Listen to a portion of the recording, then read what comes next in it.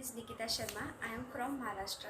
Sir, जिस as में मैं हूँ उस एज में नॉर्मली बच्चों को एक ही कन्फ्यूज़न रहता है या फिर एक ही प्रॉब्लम रहता है कि हमें ना हमारा फ्यूचर गोल कैसे डिसाइड करें।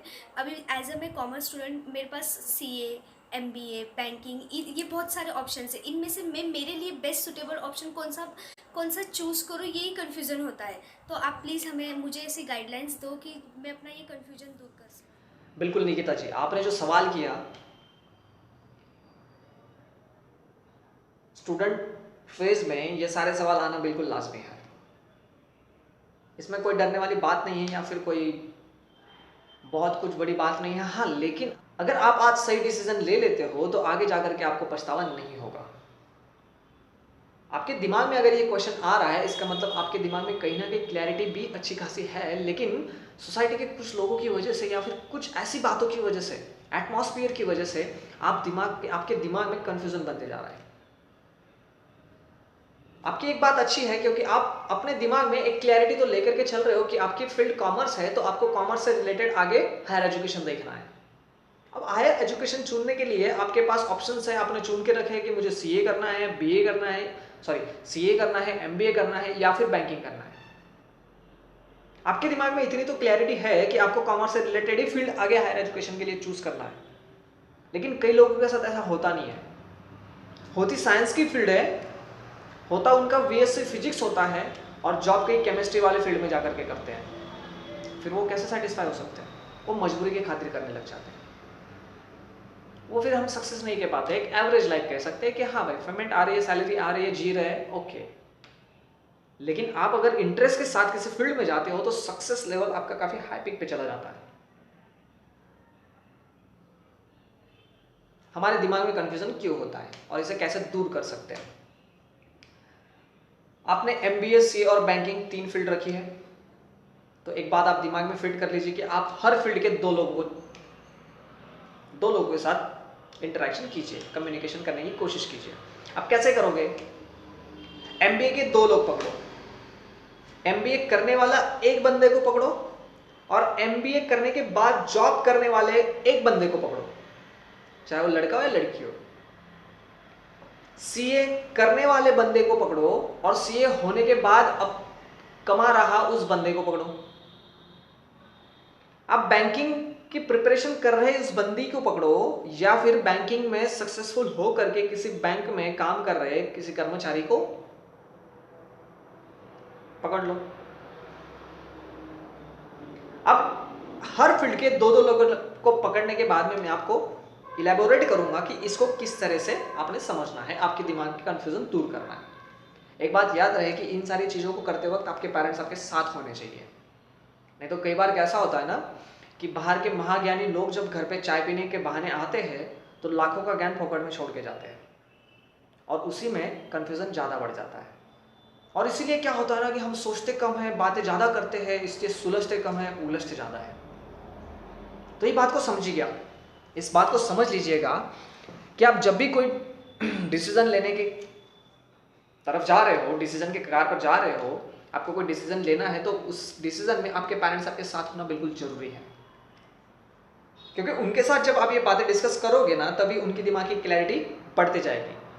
क्योंकि वो जिस एनवायरनमेंट में रह रहे हैं, वहां पे जो लोग हैं उनके एज के, उनके भी बच्चे अगर कुछ कर रहे हैं तो वो उनके बच्चों का हवाला देने लगते हैं। गलती हमारे पेरेंट्स की नहीं है कि वो हमें कंफ्यूज कर रहे हैं या फिर वो खुद कंफ्यूज हो रहे हैं। गलती वो है कि जो जिस एटमॉस्फेयर में रह रहा है वहां के लोग आकर के उनके साथ बातें कर रहे हैं, ठीक उसी तरह जिस तरह हमारे दोस्त हमसे बातें करते हैं।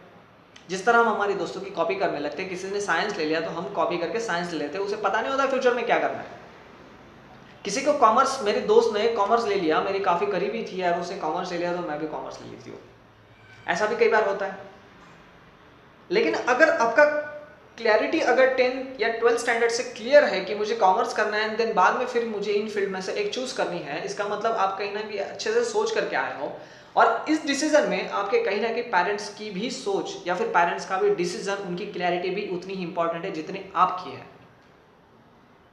क्योंकि उनके दिमाग में अगर बाहरी कोई बातें चल रही है तो वो भी उन्हें समझ आए, वो भी अपने दिमाग में कैलकुलेशन करते, वो भी उसका कंपैरिजन करने लगते और फिर उन्हें भी समझ आता है कि नहीं, ये बात भी सही है और ये बात भी बिल्कुल सही है। तो कैसा रास्ता निकलना है फिर वो आपके साथ बन जाते हैं और फिर आपका कॉन्फिडेंस और बढ़ जाता है क्योंकि पेरेंट्स आपके साथ होते हैं। ठीक है, अब आप कैसे कर सकते हो? मैंने कह दिया कि एमबीए के दो लोग आप सिलेक्ट करो, एमबीए के 2 लोग सिलेक्ट करो, सीए के 2 लोग और बैंकिंग के 2 लोग जो आपके सीनियर हो। अब 2 कैसे हो वो भी मैंने कह दिया, एक प्रिपरेशन कर रहा है एमबीए का और एमबीए करने के बाद दूसरा जॉब को है, ऐसे 2 पकड़ो। बैंकिंग के भी 2 लोग पकड़ो, बैंकिंग में एक तो प्रिपरेशन कर रहे उस बंदे को पकड़ो और बैंकिंग में जॉब कर रहे उस बंदे को पकड़ो। अब सीए में है, सीए का प्रिपरेशन कर रहे हैं, जिनका एडमिशन है सीए का प्रिपरेशन दौर चल रहा है 3rd ईयर 4th ईयर के, उन सीरियस लोगों को मिलो, एक बंदा या बंदी देखो और सीए करने के बाद जो जॉब में है जिनका 2-3 साल का एक्सपीरियंस है वो उसको एक को ढूंढो। ऐसे 2 लोग ढूंढने के बाद दोनों से इंटरेक्शन करो, उन्हें पूछो, उन्हें ये मत बोलो कि मैं कंफ्यूज हूं, उन्हें ये कहो कि मुझे एमबीए के बारे में पता करना है कि एमबीए एग्जैक्टली होता क्या है। तो एमबीए का जो प्रिपरेशन कर रहा है वो एमबीए की लेवल बताएगा, एमबीए का प्रिपरेशन लेवल बताएगा और जो एमबीए करके जॉब कर रहा है वो बंदा एमबीए के बारे में करियर बताएगा। एमबीए की लेवल क्या है, एमबीए का सिलेबस कैसा है, एमबीए को आगे जाकर के कैसे अपॉर्चुनिटी है, ये डिस्कस कर सकता है एक प्रिपरेशन करने वाला। और दूसरा जो है एमबीए में जो जॉब कर रहा है कंप्लीट करने के बाद, एमबीए कंप्लीट करने के बाद जो जॉब कर रहा है वो क्या बता सकता है आपको कि एमबीए में कौन सी कंपनियां ऐसी है, कौन से ऐसे एक्सपीरियंस आपको लगेंगे और फ्यूचर में आप कौन सा ऐसा कोर्स कर ले उस साइड से जो आपको एमबीए में अच्छे खासे पद पर ले जा सकता है। ये एक पेज पर लिख लो। दूसरा फिर वैसे ही ठीक सीए का भी करो, सीए का प्रिपरेशन कर रहे हो उस बंदे को पूछो, वो बताएगा आपको सिलेबस कैसे है, फिर कैसे टैकल करना है, फिर उसकी लेवल कितनी हार्ड है, कितनी इजी है, हम कितना कर सकते हैं, ये बताएगा और बताएगा कि आगे अपॉर्चुनिटी कैसी है। एक पेज पे लिख लो और दूसरे कॉलम में लिखो सीए में से जो अभी जॉब कर रहा है सीए कंप्लीट करने के बाद, जिन्हें 2 या 3 साल हुए हैं, उनसे पूछो कि सीए में कैसी अपॉर्चुनिटी मिल सकती है। वो आपको बताएंगे, अपने खुद के एक्सपीरियंस बताएंगे, कुछ गलतियां हैं तो वो आपको वो भी डिस्कस करेंगे। फिर बैंकिंग का भी वैसा ही करो, उन 2 लोगों को पूछो, फिर ये सारे 3 फील्ड का एक टेबल बना के उसमें डालो सारी चीजें और पूछो अपने आप को कि आपको कौन सी सही लगती है। अगर मान लो आप इसको कैसे करोगे और मैं इसका तरीका बता देता हूं। फिर आप क्या कीजिए, एक टेबल बनाइए, उस टेबल में ये सारी चीजें लिखो, इस बंदे ने क्या बोला और इस वाली बंदे ने क्या बोला, इस वाले सीनियर ने क्या बोला, इस वाले सीनियर ने क्या बोला। वो लिखने के बाद आप सोचो, फिर आपका जो पॉइंट्स लिखे हुए हैं उसमें से सिलेक्ट मत करो, पहले डिलीट करो। पहले सिलेक्ट नहीं करना है, अभी डिलीट करो। जो चीज़ें आपको पसंद है ना उसको डिलीट करते जाओ। अब आपने देखा कि एमबीए में जो भी होगा, जो पॉइंट्स है, किसी ने बोला कि एमबीए का सिलेबस काफ़ी ईजी हो जाएगा और आपको भी पता है कॉमन चीज़ है, डिलीट इट। किसी ने कहा कि एमबीए के बाद में यार सैलरी तो अच्छी नहीं है लेकिन अपॉर्चुनिटीज़ तो है लेकिन सैलरी अच्छी नहीं है, डिलीट। आपके हिसाब से, आपके दिमाग को क्या ठीक लग रहा है वैसे हिसाब से डिलीट करते जाओ। और फिर बाद में जो आपको चीज़ें अच्छी लग रही है सिर्फ वो बची है, डिलीट वालों को परमानेंटली दिमाग से डिलीट कर देना है, उसे हटा देना है। फिर बची कौन सी चीज़ें हैं, सिर्फ आपकी अच्छी चीज़ें। अब उन अच्छी चीज़ों को एक पेज पे लिख लीजिए, उन अच्छी चीज़ों को और अच्छे से इलेबोरेट कीजिए, देखिए कि मैक्सिमम कौन से फील्ड से अच्छी चीज़ें बची है। अगर एमबीए से एक चीज़ अच्छी है और वो आपने पेज पे लिखी है, अगर सीए से 3 चीज़ें अच्छी है पेज पे लिखी है, और आपने बैंकिंग से अगर 5 चीज़ें अच्छी है वो पेज पे लिखी है, तो एमबीए को हटा दो। आपके पास क्या अच्छी चीज़ें कितनी बची है, सीए के 3 चीज़ें हैं और एमबीए की बैंकिंग की 5 चीज़ें हैं। उनमें कंफ्यूजन क्लियर करने के लिए आप देख लो कि आपकी अब इंटरेस्ट के फील्ड कौन सी है।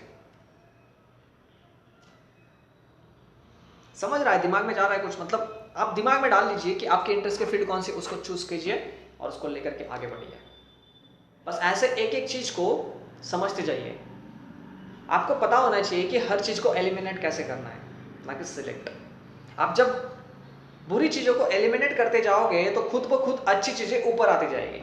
जरूरत ही नहीं है कि आपको अच्छी चीज़ें ढूंढनी है। रिजेक्ट करने के लिए पहले क्यों बता रहा हूँ, क्योंकि जब आप किसी चीज़ को सिलेक्ट कर रहे हो, जब आप करियर चूज करने की बात आपकी आ रही है और आपके सामने अगर 3-4 ऑप्शन है और उन्हीं 3-4 ऑप्शन में आप कंफ्यूज होने के बाद उन्हीं 3-4 ऑप्शंस में आप कंफ्यूज हो रहे हो और उसके चलते आप अपना करियर की एक फील्ड आप चूज नहीं कर पा रहे हो, तो उस वक्त अपनी स्ट्रेटेजी बदल लेनी चाहिए। आपको पता है कि ये चीज़ें मुझे नहीं करनी है और ये रिजेक्ट करनी है, तो पहले उस जगह को क्लियर करो और रिजेक्ट करने वाली चीज़ों को फटाफट हटा दो,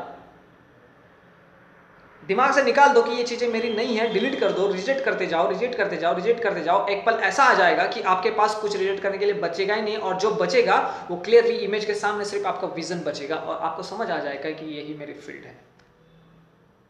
इसलिए कह रहा हूँ कि पहले रिजेक्ट करते जाइए। वो बातें जो दो लोगों ने आपको कही, MBA वाले 2 लोगों ने, CA के 2 लोगों ने, बैंकिंग के 2 लोगों ने, जिन्होंने ये बातें कही, उनकी बातों में से आपको जो ठीक नहीं लगती वो पहले रिजेक्ट करते जाओ। आपको ठीक लग रही है उसको सिलेक्ट मत कीजिए, आपको ठीक जो बातें लग रही है उसको सिलेक्ट मत करने में वक्त गवाइए। जब आप गलत लग रही चीज़ों को रिजेक्ट करते जाओगे तो खुद ब खुद अच्छी चीज़ें ऊपर आती जाएगी और फिर रिजल्ट आपके सामने होगा, ना आपको कन्फ्यूज़न होगा, ना दिक्कत होगी। बस यही फंडा होता है। जब भी आपको ऐसा कोई कन्फ्यूज़न हो, अच्छा कुछ नहीं मिल रहा है, तो बुरा पहले रिजेक्ट करो, बुरा पहले निकालो, खुद ब खुद अच्छी बातें सामने आती जाएगी उतनी ही क्लैरिटी के साथ। उम्मीद करता हूँ निकिता जी कि आपको जवाब समझ आया होगा। इसी के साथ मैं आपसे इजाज़त चाहता हूँ। धन्यवाद।